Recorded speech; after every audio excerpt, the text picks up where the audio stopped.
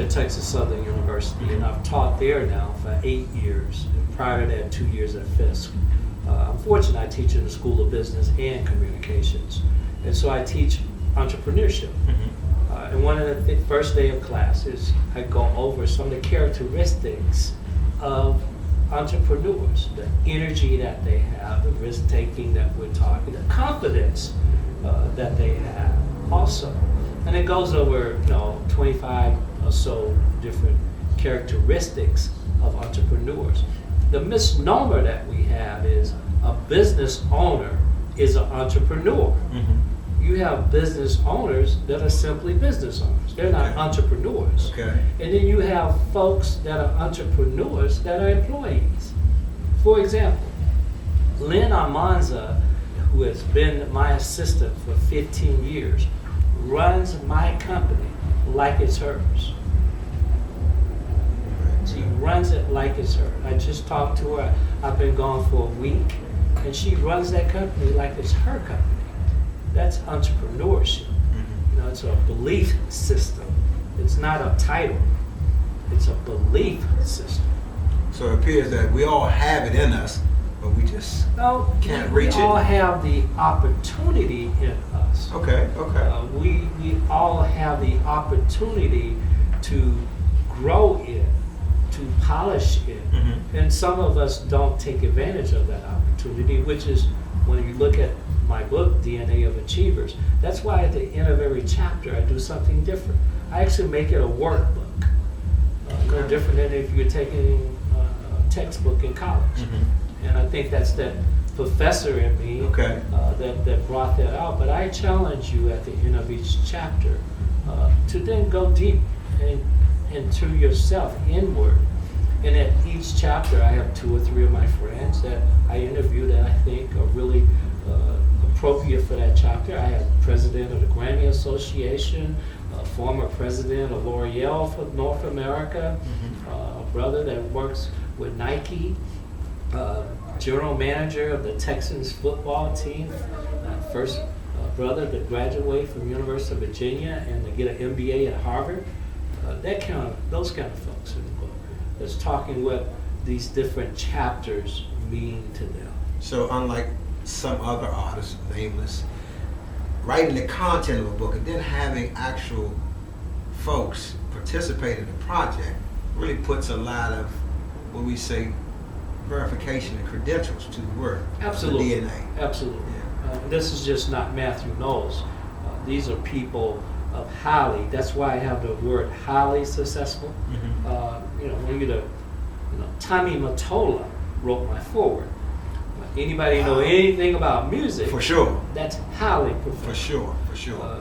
Is someone who's the president of L'Oreal for North America for 15 years. That's highly successful. There's a difference in being successful and highly successful. Yeah, there's levels to it. Right. Understood. Totally understood. I would hope my success in corporate America and 3 out of 4 years being the #1 sales rep for Xerox Medical Systems worldwide would make me hopefully highly successful.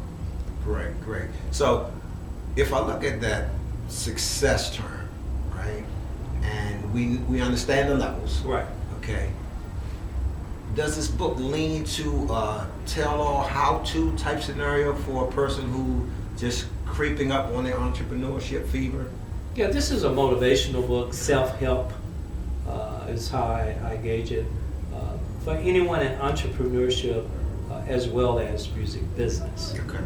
And those actually are the 2 categories that I have at Amazon, and both went #1 bestseller in pre-sales. Because one of the chapters is thinking outside of the box. Okay. And the ability to dare to be different, but to intellectually think through the process. Most of us are box-in thinkers because we've been conditioned to do things a certain way. Right. And we don't understand that comes as young as a child. That we condition me because of various reasons. You're black, you're poor, whatever those reasons are, that you can't do certain things, or we just do it this way. But why do we do it? We just do it this way. The box-in thinkers, guess what? They associate just with boxing thinkers. So if you're a hater, guess what? All your friends are haters. So you are the company you keep. If you're smart, okay, then all the people around you are smart. Excellent. You're the company that you keep. And I talk about that because a lot of people are boxing thinkers and they associate with people just like them. And I just love Howard University. All of these years, the times I've been to DC, I never had an opportunity to go to Howard. And I was on the radio station. I was talking about the young man that I was watching basketball last night, and I saw the Warriors play the Clippers. And the young man who's the most valuable player, Curry. Curry, right? Yeah. Stephen Curry. And they were talking about Stephen, that he goes into the gym and he shoots 100 3-point shots a day. And his goal is to make 100. And if he doesn't, he starts all over again. Now think about it. Stephen Curry, what he does to be great.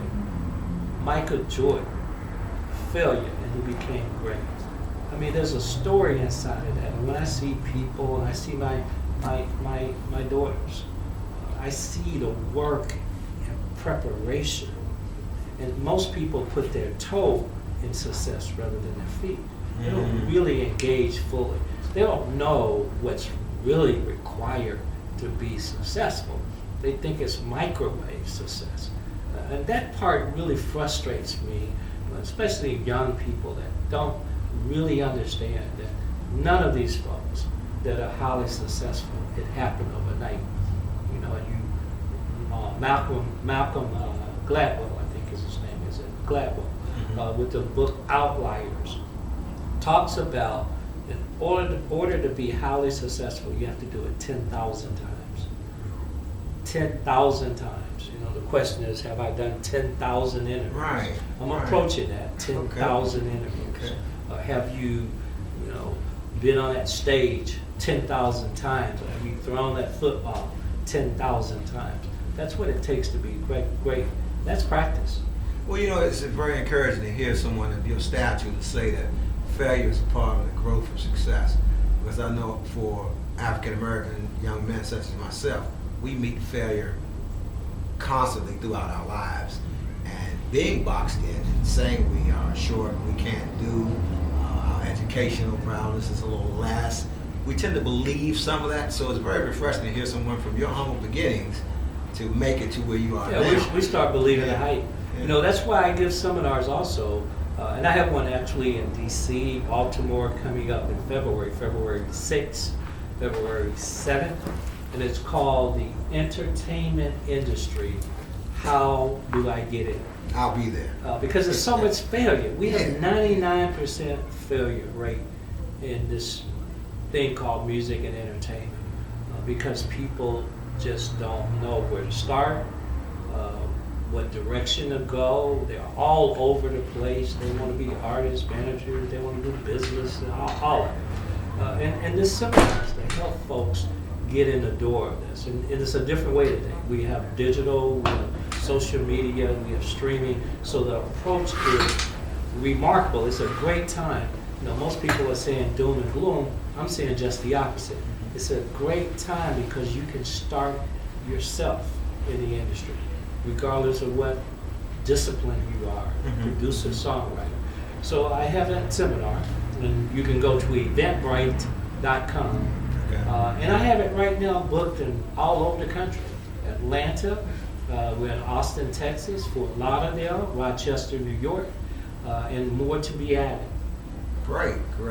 So it appears to me that you're enjoying your success so much that you're sharing it well. Well, my thing is that I can tell you without hesitation what my passion is. And I ask people, what's your passion? They go, I got to think about it. Mine's is simple, to educate and motivate. In the areas of entrepreneurship and entertainment. When you really think about it, that's all I've done all my life.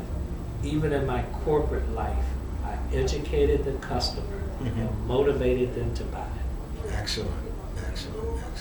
So it is your DNA that you're bringing forth? You telling the secret now. Exactly.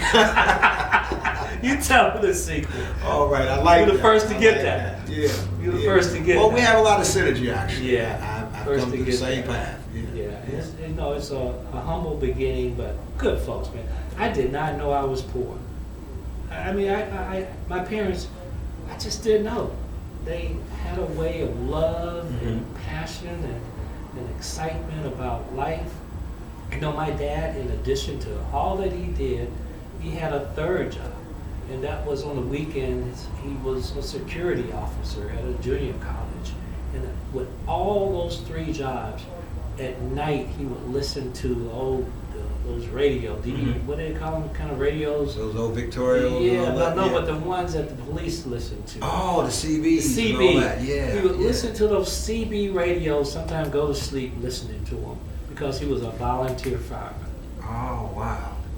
And giving back is one of the chapters in my book. And so when you say these seminars, it is a way and method of me also giving back the success and knowledge and the failures that I've had also in the entertainment industry. So the failure seed seems to be prevalent throughout this whole greatness portion of who we are. Opportunity to grow, not a reason to quit. Excellent. Most people quit right before it's You need to about coin time. that phrase. I like that. Well, the one I did coin is called talk to do ratio, which is a chapter in itself. Okay. Because most people, when they talk, they say they're going to do stuff, but they never take it to action. And so I found successful people, if they say they're going to be here, they're going to be here. I was supposed to be here at 1:30. We got here at 1:15 and just drove around. I was on the phone. It was important to me to be on time. That was important to me. Excellent. But if you're not there, it's not going to happen. It's not going to happen. Yeah, for sure. Wow, this is very encouraging for myself, being a fledgling entrepreneur, dabbling from the corporate. I'm an ex-IBMer. A sales guy, and now I have a daughter who is also quantifiable, trying to leap off the stage type of an artist. Well, she's got to be there. You got to be there. Do it. February 6th. We're going to be there. We're going to be there, and we're going to bring some folks as well. Well, good. Because I think your message resonates beyond the industries of music and even business into the everyday walk of life. Because not just in business, but in education, as we're raising our children, as we're becoming young men and women, failure has always been that big stop sign, especially in the African American community. Yeah, we signifying. We do a lot of talking about what we're going to do, what we tend to do, plan to do, but actually showing up on the other side of it being done, we kind of fall short. So I'm interested in being at the seminar and getting some of those fruits from you. It will be an experience for you, I promise. Excellent. I brand it as a seminar, but when people get there, they realize it's an experience. There's a reason why I only do it in theaters. Because I don't want to give away any more than that. No, we're buying tickets, we're there. And we're going to enjoy it and experience it and go through it. And hopefully we'll come out with some of that DNA without having to scratch you or make you bleed. All right? Thank you so much, brother. Thank you, Mr. Knowles, for dropping by. And, I got to give Cookieware a shout. And the young lady I just met, she has some remarkable mixes that she does with music. Really, that European, international flavor, right? So I just want to give a shout out to Cookieware. All right. Well, again, Mr. Knowles, thank you for coming by. We at Across the Fader and our show, Politicking Our Way and the Off the Record Report, we really appreciate you coming through, dropping the seeds of knowledge and giving us an opportunity to just get a taste of that DNA that your book talks about. I'm back here mid-January and hope I have the opportunity to sit back down with you. Excellent. Look forward to it. Thank you. Thank you, sir. All right.